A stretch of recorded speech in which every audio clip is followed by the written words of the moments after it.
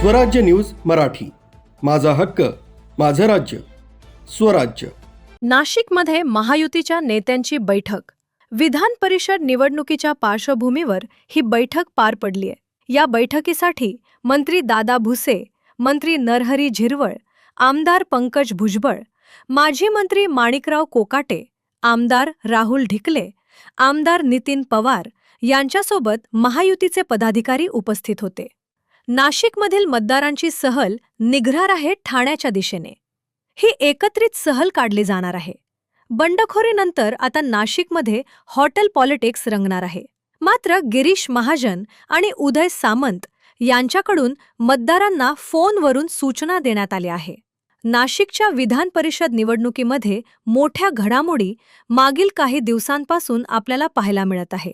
नाशिक विधान परिषदेत कोणाला आमदार म्हणून निवडून द्यायचं हे आता मतदारांच्या हातात आहे. आता महायुतीचे महाराष्ट्रामध्ये जर 17 ठिकाणचा जर आपण आढावा घेतला, 6 ठिकाणी या निवडणुका बिनविरोध झालेल्या आहेत. आताच्या घडीला 3 बॅलेटवर नाव असले तरी दोघांनी या ठिकाणी माघार घेत महायुतीच्या उमेदवाराला पाठिंबा घोषित केला आहे. परंतु एक प्रक्रियेचा भाग म्हणून या मतदानाला आपल्याला सर्वांना सामोरं जावं लागणार आहे.